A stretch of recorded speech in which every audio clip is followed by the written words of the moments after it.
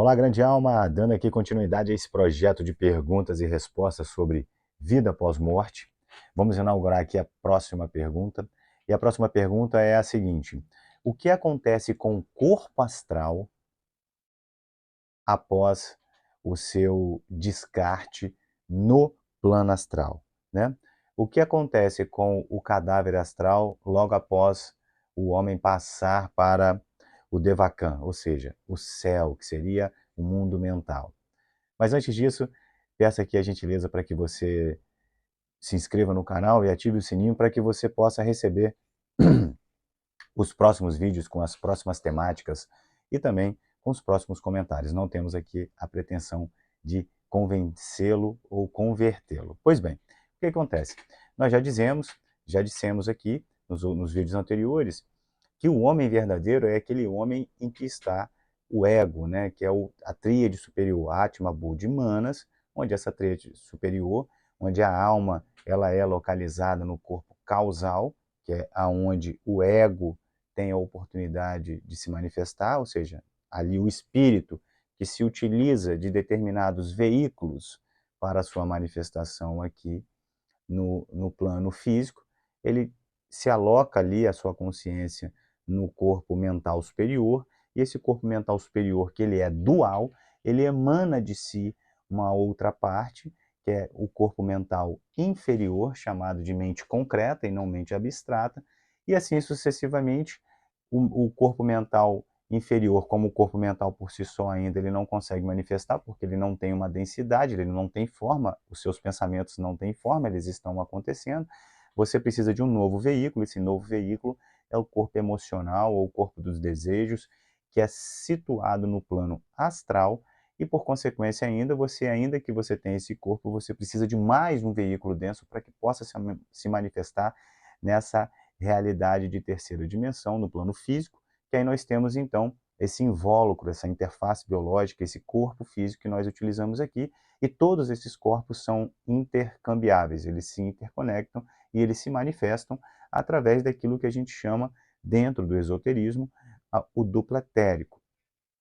Pois bem, então nós já falamos também que quando há o desencarne do corpo físico, o próprio ego ele inicia um processo de recolhimento das suas energias, porque a cada ele se recolhe naturalmente do plano físico, ele vai para digamos assim, para um andar seguinte, que é o plano astral, e ali também ele colhe as informações do plano astral, depois ele vai para o plano mental inferior, até que ele possa se recolher realmente no céu, naquilo que se chama de celeste, que é o plano mental superior, que é o corpo causal, e ali ele tomou de si nesse recolhimento todos os átomos permanentes, e esses átomos permanentes contêm a síntese daquilo que foi aprendido e daquilo que foi processado, e ele vai ser levado então levado e registrado, digamos assim, arquivado essas informações no ego para que nas próximas existências, ou seja, nas próximas encarnações, os senhores do karma possam ali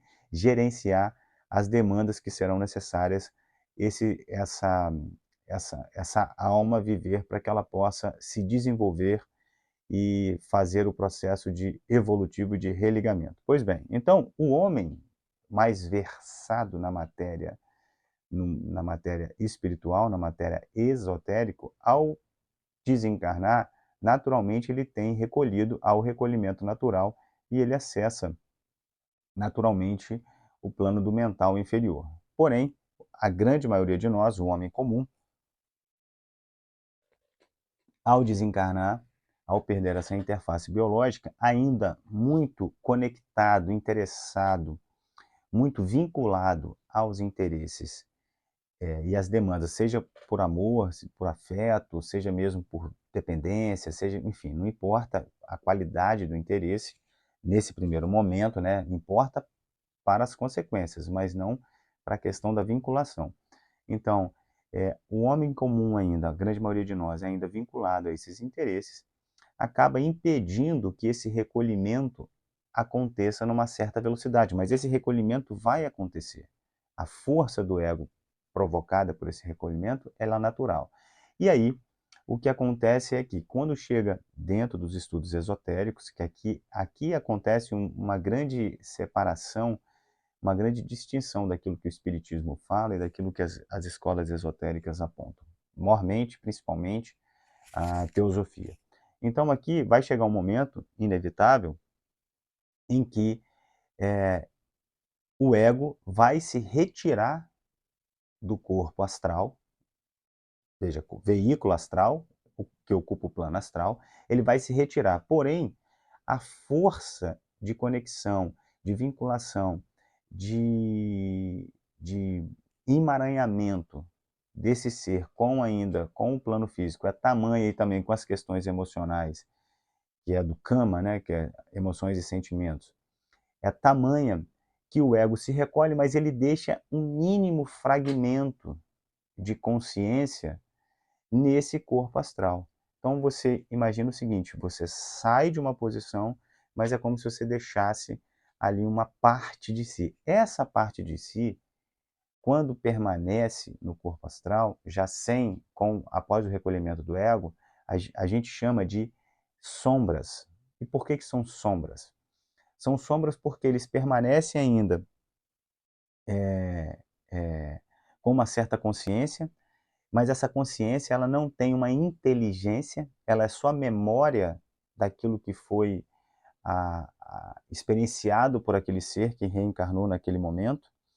Ele tem então as memórias, ele tem uma consciência fragmentária, ele não tem inteligência, como se fosse uma inteligência artificial que sabe tudo de você, mas não consegue desenvolver ali um processo evolutivo porque não tem mais, digamos assim, a forma de se individualizar. É como se fosse uma reprodução sua, mas sem a sua presença ali. Mas que por ter todas as informações a respeito de você ali, arquivada pelas memórias, pode ser que ela responda alguma coisa certa, né? E aí é justamente por isso que essa sombra, são chamados sombras, em muitas sessões espíritas, às vezes são confundidos, digamos assim, com o próprio ser.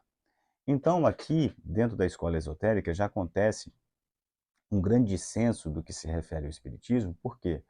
Enquanto que no espiritismo, toda e qualquer presença que se manifeste numa sessão espírita é invariavelmente o ser, na teosofia, as manifestações durante uma sessão espírita, você pode estar se comunicando com uma sombra, o ser nem está mais ali, porque essa identidade fragmentária possui essas memórias da pessoa e elas podem te dar respostas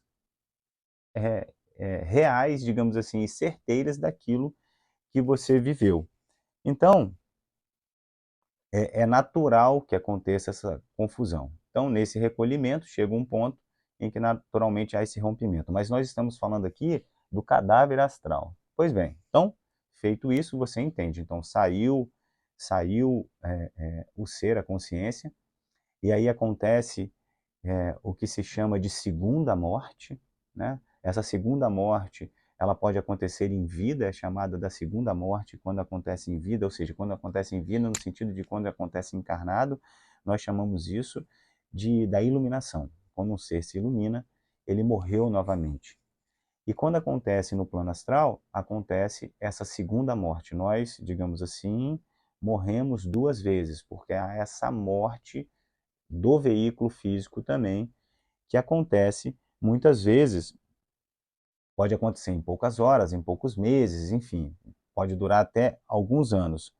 Vai depender do tipo de qualidade de caráter de matéria que esse ego viveu na Terra. Quanto mais material, no sentido de quanto mais interessado no plano físico, mais vai demorar. Quanto menos interessado, quanto mais interessado em questões elevadas, mais rápido será isso. Então, a partir do momento em que há esse total colapso dessa identidade fragmentária, aquela mínima consciência do ego, ou seja, aquela mínima consciência do mental inferior que existia nessa entidade fragmentária, ela se recolhe, mas ela não se recolhe voltando para o ego, ela se recolhe e se dilui no próprio, digamos assim, no própria caixa, no próprio campo, no próprio todo, e aí é aquele corpo astral, né, que sai essa identidade, aí ele fica realmente, digamos assim, aquilo que era uma sombra, veja, é uma sombra, ainda tem uma semelhança, consegue ter uma forma. A partir do momento que essa identidade fragmentária, essa consciência fragmentária se retira, se torna aquilo que a gente chama de invólucro. Permanece só um invólucro decadente, como se fosse algo, pode ser algo até nas imagens que a gente vê, algo congelado em estado de decomposição, ou até mesmo em estado de decomposição, não, em estado fragmentário, como se fosse uma estátua muito velha que vai quebrando, vai perdendo pedaços e está ali, um invólucro, e aí ela vai se desintegrando lentamente. Então a pergunta, o que acontece com o cadáver astral logo que o homem passa para o Devakan, acontece exatamente isso.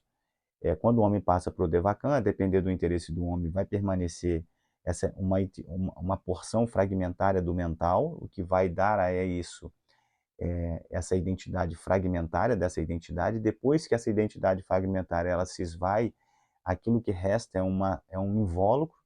Esse invólucro do plano astral, do veículo astral, por demais, ele vai se, digamos assim, se decompondo e se desintegrando lentamente, até que não aconteça mais e essa energia, ela se restabeleça e se distribua, se transforme no plano. Assim como é o nosso corpo, quando entra em decomposição, vai se transformando em outros elementos ali junto à Terra. Então é isso, grande alma. Vamos para a próxima pergunta e respostas. Tchau, tchau.